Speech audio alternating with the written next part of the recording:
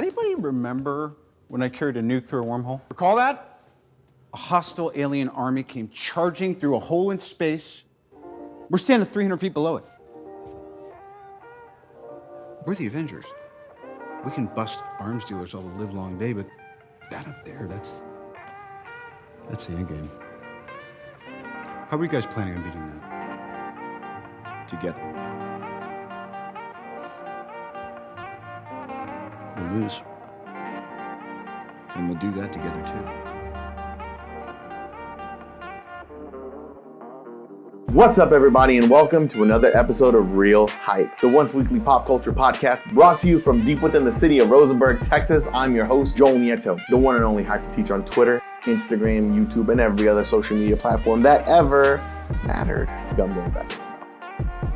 Avengers Endgame. Woo! I've had in my head for a while now an Avengers Endgame prediction, but I wanted to get this one out before it's too late, before too many trailers drop, and I'm either proven right before I can get my thoughts out there or proven wrong, and all the fun is gone. I don't mind being wrong, but let me have some fun, please. Can I have some fun? So without further ado, ladies and gentlemen, here are my Avengers Endgame predictions. A large chunk of time has passed since the snapping, and the Avengers are in a bad way. Those who haven't given up entirely are entirely too obsessed with finding a way to undo the damage the Infinity Gauntlet did all those years ago. Then, after a bunch of convoluted events, a glimmer of hope, they have found Thanos. So, Cap prepares to confront the Mad Titan, but the remaining Avengers wonder if they should wait until they're all together. But Steve refuses, and some follow while others stay behind. Fast forward. They find themselves in a peaceful field across from which stands the one responsible for all their pain. Cap and Thor react, and with the sound of thunder, starts an intimate battle between the Mad Titan and those few heroes desperate enough to take them all up. The fight commences, and it's brutal, it's emotional, but it's not heroic.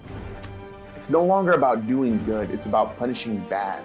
And just before Thor delivers the final blow, Thanos laughs.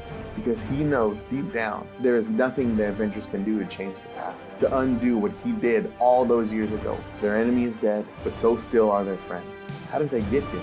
How have they forgotten who they were all those years ago? When a hole opened above New York and they faced down true cosmic evil for the first time. They need each other, and above all else, they need to remember. If only there was a way to undo not just the snap, but everything, all of it. Enter AntMan. Or Captain Marvel, or whoever else, it doesn't freaking matter because they have a way to change it. Change it all. That's right, ladies and gentlemen. We're headed back to 2012. And this time, we need everyone. So Cap makes a desperate plea to make things right and to assemble one last time. End Act 1. Biggie. So let's recap. Thanos is dead. The Avengers have still lost, but now they're headed back to 2012. The Battle of New York, where it all started. I know we're getting crazy. The Avengers. That's what we call ourselves. Earth's mightiest heroes type thing. There's still time. Time enough to fix it. Time enough to save the ones they love. Time enough to win. The hole above New York opens. Hell descends, but instead of focusing this time on the chaos below, the original 6 Avengers, Iron Man, Captain America, Hulk, Hawkeye, Thor, Black Widow, head full force into the breach to confront Thanos before he gets his hands on that goddamn Infinity Gauntlet. They battle through the forces standing in their way, and they make it into his presence. Bloody and exhausted, the Earth's mightiest heroes stand before a version of Thanos that is yet to meet them. However, the hate in their eyes betrays a familiarity that confuses their adversary. But then, slowly, the Mad Titan understands, and he smiles. I won, didn't I? All that follows is silence, and in that silence, all the confirmation Thanos needs to ready himself for what is about to come. A battle for all that he has worked for to achieve, and in his mind flashes one single thought. I will not lose this day. If only he'd known that that exact same thought at that exact same moment is not just flashing through his mind, but through the mind of the 6 strangers standing in front of him. And so starts one last battle. But this time, things are different. This time, they're together. And this time, they're heroes. They battle to save the future. They battle to save countless lives across an endless universe. They are heroes reborn, not as they were before, but greater. Because this time, they know loss, they know pain, and they know what it means to avenge. It's glorious, it's well choreographed, it's epic, it's everything everyone wants from the final Avengers battle.